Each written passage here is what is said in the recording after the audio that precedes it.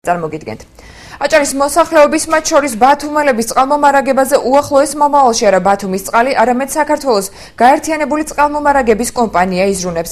ცვლილების ინიციატორი საქართველოს რეგიონული განვითარების სამინისტროა.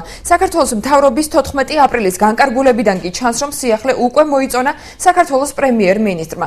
უკვე ხელმოწერილი განკარგულების არსებობის მიუხედავად ჯერჯერობით ბევრი დეტალი კვლავ უცნობი რჩება. ვის დარჩება კომპანია ბათუმის წყლის საკუთრება განაგრძობს თუ არა ბათუმის წყლის მრავალწლიანი პარტნიორი KfW ბათუმში წყლისა და კანალიზაციის რეაბილიტაციის პროგრამას და რატომ დასჭირდა სისტემის ცენტრალიზება უწყებას, რომელმაც ცოტა ხნის წინ თვითმმართველობის დეცენტრალიზაციის პროექტი წარადგინა. მთავრობის 14 აპრილის განკარგულებით აჭარის ტერიტორიაზე სასმელი წყლისა და წყალარინების მომსახურება ცენტრალური ხელისუფლების, კერძოდ კი საქართველოს გაერთიანებული წყალმომარაგების ხელში გადადის. კომპანიის წარმომადგენელი ჩვენთან სატელეფონო საუბრისას განმარტავს, რომ ცვლილების შედეგად აჭარა საერთაშორისო პროექტებში მეტად იქნება ჩართული. საქართველოს რეგიონული განვითარებისა და ინფრასტრუქტურის სამინისტროს ინიციატივა არის. იდეაც იმიტომ დაიბადა, რომ უფრო მეტი სახები დაიხარჯოს საერთაშორისო პროექტების განხორციელების თვალსაზრისით აჭარის რეგიონში. ბათუმში წყლისა და კანალიზაციის რეაბილიტაციის პროგრამას გერმანიის განვითარებისა და ინვესტირების ბანკის 82 მილიონი ევროს ღირებულების სესხის მეშვეობით შპს ბათუმის წყალი ახორციელებს.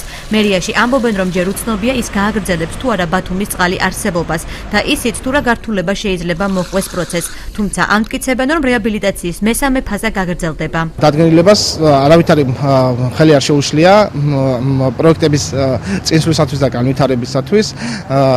რაც შეეხება დონორებს, დონორები არჩეული დადგენილების შესახებ ინფორმირებულები არიან. ბათუმის წყლის სახით დარჩება პერსონალიც, ჩემის აზრით, რომელიც მოემსახურება აღნიშნულ სექტორს.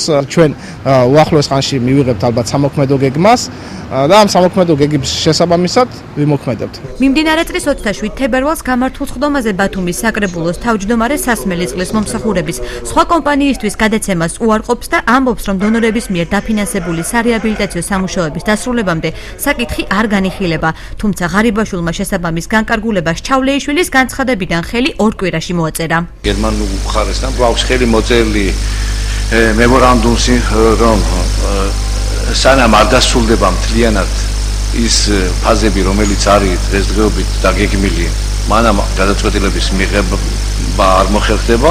ქალაქის ყოფილი მერი რობერტ ჩხაიძე ამბობს, რომ ცენტრალური ხელისუფლება რეგიონის წყალმომარაგების რეაბილიტაციის პროგრამებს შეაჩერებს და მისთვის განკუთვნილ თანხებს ქვეყნის სხვა რეგიონების პრობლემების მოგვარებას მოახმარს, რაც საერთაშორისო ორგანიზაციების გაღიზიანებას გამოიწვევს, რადგანაც მათ პრიორიტეტს მუნიციპალიტეტების გაძლიერება და დეცენტრალიზაცია წარმოადგენს. რეგიონი კარგავს ამით იმის საშუალებას, რომ ეს პროექტი მივიდეს ბოლომდე და სულ მალე გაიგებთ, რომ ბანკმა შეაჩერა დაფინანსება, აღარ არის დაფინანსება იმოდენობის.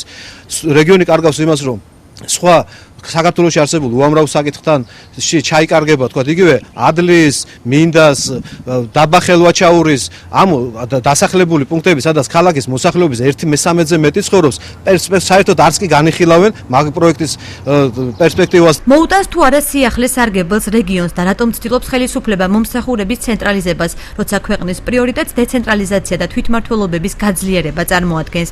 აღნიშნულ კითხვებზე კომენტარი ქალაქის მერმა და საკრებულოს თავმჯდომარემ არ გააკეთა. ამ ეტაპზე პასუხი ვერც საქართველოს რეგიონული განვითარებისა და ინფრასტრუქტურის სამინისტროსაგან მივიღეთ.